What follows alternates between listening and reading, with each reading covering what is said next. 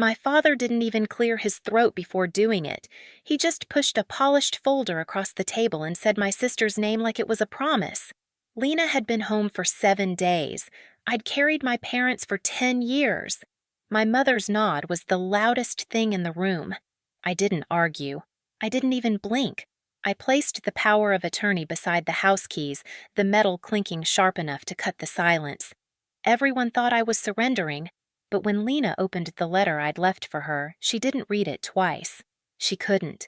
I grew up in hallways that smelled like antiseptic and lavender, their lights humming softly overhead. My father walked ahead of me with long, confident strides, greeting every resident by name. I used to trail behind him, pushing a wheelchair I was too small for, standing on my toes just to keep it straight. The metal would rattle and he'd glance back with a smile that never quite landed. "Careful, Cara," he'd say, then turn back to the person he wanted to impress. Lina didn't trail behind anyone. She floated. Dresses that swayed, curls that caught the light laughter that pulled eyes toward her like gravity.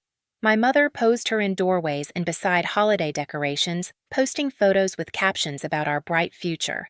I sometimes appeared in the background of those pictures, half-cut, holding a clipboard, or wiping a spill no one noticed but me.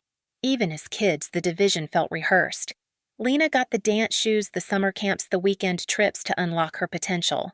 I got responsibility. Cara's independent, my parents told everyone, as if independence were something I was born with rather than shaped into.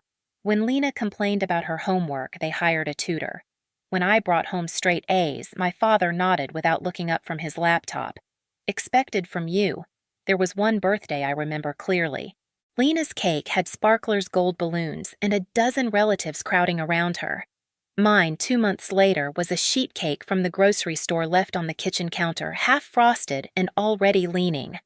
My mother kissed my cheek and reminded me to grab my work uniform before heading to the facility for an evening shift. I was 16. The shift wasn't required, the mortgage was. I didn't resent Lina then. She wasn't the one who set the rules. She simply thrived under them. But I learned early that wanting anything made me inconvenient. So I stopped wanting. I filled medication drawers, folded towels, helped residents write holiday cards. I became the girl who solved problems quietly, whose usefulness erased the need for praise. By the time I reached adulthood, the pattern had hardened. Lina left for the city to build a career in creative media, a dream my parents spoke of with reverence. When she called home, it was usually to ask for money.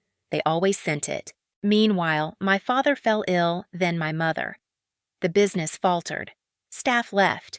Regulations tightened. And the person they turned to was not the daughter they'd invested in. It was me. I signed the power of attorney on a vinyl hospital chair at 2 a.m, my mother nodding as if this were inevitable. "You're good with the serious things," she whispered. It wasn't a compliment. It was confirmation of a role I'd never asked for. Some nights after long shifts, I'd catch my reflection in the facility's glass doors, straight posture, hair tied back, tablet in hand. I didn't look like someone in her 20s. I looked like someone who had already lived a life. I remember thinking even then that this was my place. Not chosen, assigned. That was the day I understood what my family believed. Lina was the face. I was the scaffolding. The shift came quietly, the way storms crawl in before anyone notices the sky has changed. At first, it was small things. An email chain I usually handled about state inspections arrived without my name attached. Then another about a staffing audit. Then a meeting scheduled at the office succession planning, one I only heard about because a nurse asked why I wasn't presenting the operational report. I remember standing in the supply room, the air cold from the refrigeration unit, holding a box of wound dressings. My phone buzzed. A photo from my mother. Lina standing in front of the facility sign, smiling, her hair lifted by the wind. The caption, "Future Leadership." I stared at it long enough for the screen to dim.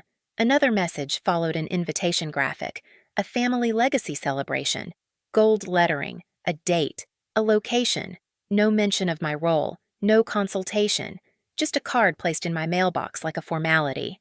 That evening, I walked into my parents' kitchen. The air smelled like roasted peppers. My father stood by the counter speaking softly to Lina about vision-fresh ideas the next decade. My mother leaned against the island nodding. I waited for them to acknowledge me. They didn't. When my father finally noticed I was there, he offered a distracted smile. Cara, don't worry about the administrative stuff right now. You've done enough heavy lifting. It's time for Lina to take on bigger responsibilities. The word bigger echoed. Lina stood with her arms crossed, a polite smile on her lips, as if she were preparing for a stage entrance rather than a job. I opened my mouth to speak, but nothing came. My fingers tightened around the edge of my tablet. My mother reached over, touched my wrist lightly. You're good with the behind-the-scenes things, she said. Let her shine. Behind the scenes. The phrase landed heavier than anything else. Later that night, I found another folder on the dining table, financial projections drafted in Lina's handwriting. Numbers inaccurate, proposals impossible, yet my parents had signed their initials in the corner. They had already decided. I sat down, the chair legs scraping softly against the floor. My breath steadied, thin but controlled. I looked at the papers again and felt something inside me settle, not break. I just smiled. I didn't react that night. I didn't argue or correct the numbers or remind them who had kept the system alive for a decade. I simply closed the folder, placed it back exactly where I found it, and walked upstairs. Each step felt steady, almost weightless, like I was leaving gravity behind. In my room, I sat on the edge of the bed. The walls were the same pale blue from my childhood, faded, familiar, indifferent. I kept my tablet beside me and let the dim screen glow across my hands. The house was quiet except for Lina's laugh drifting up the staircase, airy and bright, as if she had already stepped into her new role. I opened a blank document. No headings, no emotion, just space. Then I began. The first entry was a timeline. 10 years condensed into bullet points. Medical emergencies, regulatory freezes, staffing shortages, the year we almost lost Medicaid support, every crisis I stepped into because no one else knew how. The second entry was structural, licenses, compliance standards, vendor contracts, hospital partnerships. I listed the names of every person who relied on the system, not the property to function, the inspectors who trusted my reports, the physicians who approved our care protocols, the caseworkers who called me, not my parents, when families panicked. I didn't need to build a case. The case already existed. All I had to do was assemble it. The next morning before sunrise, I drove across Savannah, the streets quiet and washed in a faint gray. I parked outside Dr. Hale's office. He was already awake, lights on, kettle steaming in the window. When he opened the door, he didn't ask why I was there. He simply stepped aside. His office smelled like cedar and old books, a place where truth arrived without theatrics. I placed my notes on the table. He read silently, glasses sliding down his nose, turning each page slowly as if measuring weight rather than words. When he finished, he leaned back. They're moving without you. I nodded. And you're done asking to be seen. Another nod. He tapped the edge of my timeline. You don't need revenge. You need structure. That afternoon, he called Ms. Rowan. She arrived with a leather portfolio under her arm and the kind of calm that comes from decades of navigating systems people underestimate. She reviewed everything I brought: contracts, emails, compliance logs, my power of attorney papers. She scanned each page with quick precision, lips tightening only when the numbers Lina drafted came up. They're planning a transfer, she said, but they don't understand what they're transferring. Explain it, I told her. She pointed at the licenses first. This is the real spine. Without it, the facilities are buildings, nothing more. Then she tapped the compliance protocols I'd written.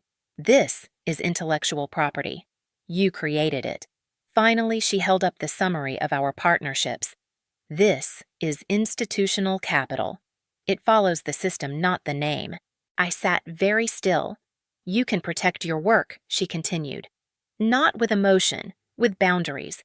We spent the next week building a legal framework, a non-profit foundation designed to hold everything intangible: the brand, the protocols, the data system, the partnerships, not to own, but to safeguard. A structure that didn't serve a family image but the people in our care. Harbor Bridge Foundation. I chose the name quietly, a bridge built for those who needed steadiness.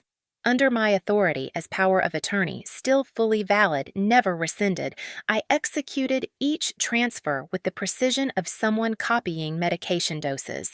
Every document signed, notarized, filed. My parents, believing it was routine administrative cleanup for their health and business stability, signed honorary advisory roles without reading the fine lines. No ownership, no control. Just recognition for their name. When the work was done, I returned to operations as if nothing had changed. Moved through hallways, checked logs, adjusted schedules. Staff greeted me with the quiet respect of people who remembered who had kept them afloat. Lina drifted through rooms with a notebook and a soft smile offering color palette ideas for the website. My parents beamed every time she opened her mouth. The night before the legacy celebration, I sat alone in the small office tucked behind the nurse station. The fluorescent lights buzzed overhead. My tablet was open to one last document, a letter addressed to Lina. It wasn't angry or sharp. It wasn't an accusation. It was clarity. I wrote about what she was inheriting, a shell without the system, responsibility without preparation, a title without the backbone beneath it. I explained the foundation not to shame her, but to prepare her for the truth my parents refused to see. I ended with one line that felt like stepping out of a shadow. What you carry next depends on what you choose to hold. I printed the letter, folded it neatly, and slid it into a red envelope, a color that drew attention without noise. On the day of the celebration, I placed the envelope into my bag beside the keys and the POA document. 3 objects, 3 truths. This time, I wouldn't fix what they'd broken. This time, I would let the system speak for itself. The celebration looked warm from the doorway. Soft lights, crystal glasses, linen napkins folded like small, careful wishes. My parents stood near the head of the table, glowing in a way they hadn't in years. Lina sat between them, posture-perfect fingers grazing the stem of her glass as if she'd practiced for this moment. When my father tapped his spoon against a plate, the room quieted. His voice carried easily across the table. Thank you all for being here. Tonight, we honor the future of our family's work. He turned to Lina with a proud tilt of his chin. She's ready to lead. My mother nodded, lips curved into the soft smile she reserved for moments she believed were historic. She deserves it, she added. The words didn't sting. They simply confirmed everything I already understood. I waited until the applause faded. Then I stood. Not abruptly, not with force. Just enough for chairs to stop shifting and for conversations to fall silent. I placed 3 items on the table in front of me: the keys, the power of attorney document, and the red envelope. The keys made the smallest sound, a crisp metallic tap that cut through the room's warmth. My father frowned. Cara, this isn't necessary. I slid them gently toward Lina. It's all yours. Some guests smiled, mistaking it for grace. Others exchanged glances, sensing the wrong kind of stillness in the air. Lina reached for the envelope first. Her fingers traced its edge before slipping inside to unfold the letter. Her eyes skimmed the first lines, then sharpened. She flipped to the next page, then the next. Her breath caught. "What is this?" she whispered. No one answered. She read further, hands tightening around the paper knuckles, whitening. "No, this can't be right." Her voice rose thin and disbelieving. "You're joking." Her chair screeched backward as she stood. The room jolted with her. My father grabbed the papers from her hand. His face drained as he reached the section outlining the transfer's brand protocols, operational rights, the licensing agreements, all under Harbor Bridge Foundation. His fingers trembled. "Cara." "What did you do?" I didn't respond. My mother snatched a page, scanning it in quick, frantic bursts. This says we don't own any of this. That the facilities are buildings," I said quietly. "Just buildings." A hush fell. Even the clinking silverware stilled. In the far corner, Mr. Hayes, Harbor Bridge's attorney, rose from his chair. He had blended into the room until the moment he was needed. His voice was calm, even polite. "Everything in that packet is accurate. The transfers were executed 3 years ago, during the period when Ms. Cara Hart held full legal authority to act on behalf of her parents." My father's voice cracked. "Without our consent." With your signatures, Hayes replied gently. You both approved the documents at the time. We have medical verification and third-party oversight confirming the necessity. Lina looked from him to me, eyes wide, breath uneven. So what did they just give me? Hayes folded his hands. 2 aging properties and the debt tied to them. Anything more would require certification from Harbor Bridge. Certification is contingent upon meeting the care standards Ms. Hart designed. My mother shook her head. She can meet them. She can learn. Hayes lifted a single page. If staffing ratios drop, if safety protocols lapse, if any core process deviates by more than a small percentage, Harbor can revoke the license within 60 days. Without a license, the buildings cannot operate. My father's voice sank to a whisper. So, we have nothing. I didn't correct him. They had exactly what they valued: appearance without structure. Lina sank back into her seat, the letter limp in her hands. The confident posture she'd carried all evening, dissolved shoulders folding inward. I thought I was taking over something real. I finally spoke. You were. The system, the responsibility, the work. You just never saw it. Hayes closed the folder. This arrangement protects the seniors, protects the staff. It is not punitive. It is structural. My parents stared at me as if seeing me for the first time, not as the daughter who carried them, but as the person who no longer would. I didn't offer comfort. I didn't raise my voice. I simply stepped back from the table, the room's silence following me out the door. The system would speak from here. I didn't sleep that night. Not from guilt, there was nothing to feel guilty about, but because the house felt strangely quiet, without the weight of expectation pressing against the walls. My phone stayed dark on the nightstand. No alerts from staff, no late calls about medication errors, no reminders about inspections. The silence felt unfamiliar, like stepping into a room I didn't realize existed. By morning, the consequences had already begun to unfold. I saw them from a distance, not because I avoided them, but because I no longer belonged inside their orbit. The bank emails, the staff resignations, the compliance notices, none of it came to me. It all went exactly where responsibility had been placed.